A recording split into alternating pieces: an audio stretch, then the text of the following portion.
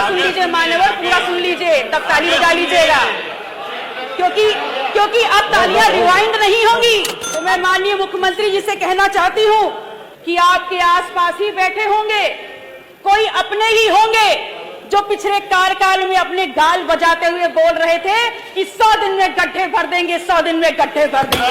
नहीं, आपने अपना ये रौद्र रूप और अपनी नाकें उन पर तरलने का काम किया होता जो आपके बगल में बैठ करके 100 मुकदमे झेल रहे हैं, हत्या के आरोपी है, जमीन की लूटपाट में शामिल है, और आपने लोकतंत्र का मजाक उड़ा करके आपके बगल में डिप्टी सीएम बनकर बैठे हैं। आपको बहुत बहुत मुबारकबाद। लेकिन आगे बढ़ने से पहले ये जरूर सरकार सुनिश्चित कर ले कि पिछले कार्यकाल में आपने बजट के माध्यम से विभिन्न योजनाओं को आवंटित जो सरकारी पैसे में बंटरबांट किया है वो ना होने पाए, और अगर हो तो उसकी जिम्मेदारी कौन लेगा, ये पहले जरूर सुनिश्चित कर ले। कुंभ के नाम पर लगातार पैसा सरकार दे रही है, लेकिन मेरी विडंबना यह है और मैं ये नहीं समझ पा रही कि वहां पर कौन सा ऐसा सन्यासी है, कौन से ऐसे साधु संत हैं, कौन से ऐसे अखाड़े के पांडाल हैं जो वहां पर सरकारी पैसे पर रहते और खाते हैं। हमारा ये सौभाग्य है कि हमारे प्रदेश के मुखिया माननीय योगी जी स्वयं नाथ संप्रदाय से आते हैं। मैं नेता सदन से पूछना चाहती हूं कि यदि आपको ऐसे किसी सन्यासी, साधु संत, अखाड़े का नाम अगर याद हो जो सरकारी पैसे पे वहां रहता है तो मुझे भी बताने का काम कर दे। मैं आपसे कहना चाहती हूं कि आप स्वयं जानते हैं और आपसे भली भांति कोई नहीं जानता कि आस्था दिव्यता का प्रतीक होता है, और आप उस दिव्यता को भव्य बनाने के नाम पर अरबों खरबों पैसे देने का काम कर रहे हैं और खुश हो रहे हैं। चलिए दे दिया, मान लेते हैं, लेकिन ये तो बता दीजिए कि आपने जो ये अरबों खरबों पैसा कुंभ के नाम पर दे रहे हैं, हिंदुओं की आस्था के नाम पर दे रहे हैं, इसका बंदरबाट ना होने पाए, इसकी लूट ना होने पाए, ये आप कैसे सुनिश्चित करेंगे?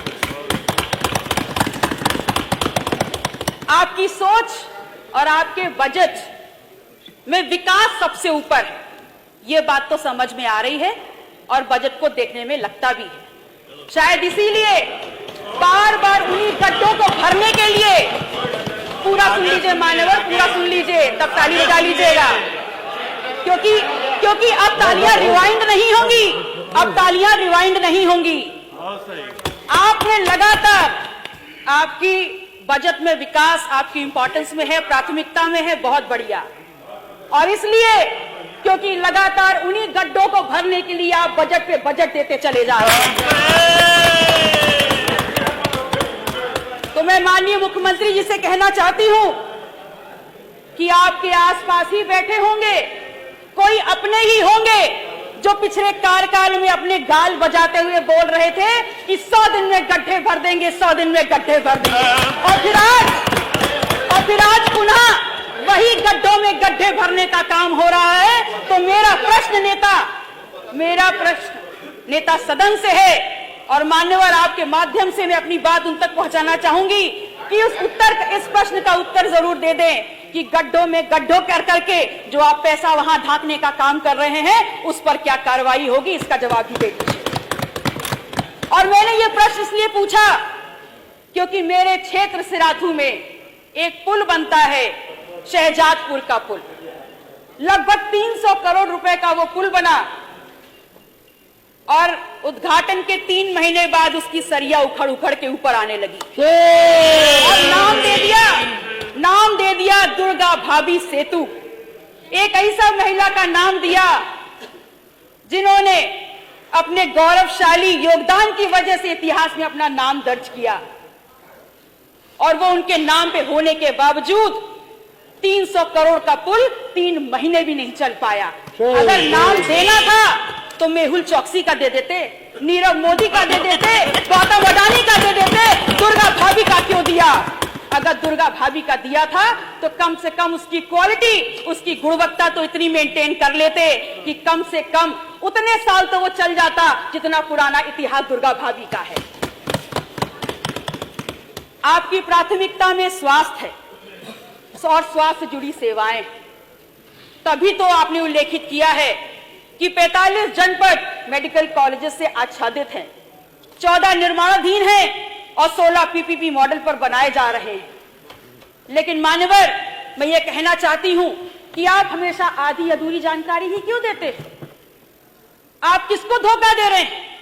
इस प्रदेश की जनता को? मान्यवर, माननीय विधायक जी, पब्लिक है, ये सब समय पूरा 5 मिनट।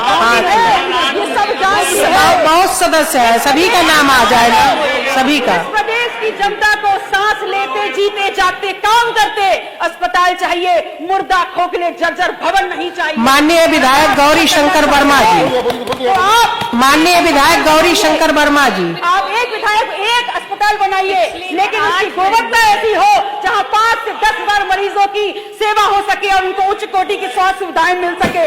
मैं आपसे कहना चाहती हूं कि पिछले दिन सदन में माननीय नेता प्रतिपक्ष बहुत उत्तेजित हो गए थे, रौद्र रूप दिखाने का उन्होंने काम किया।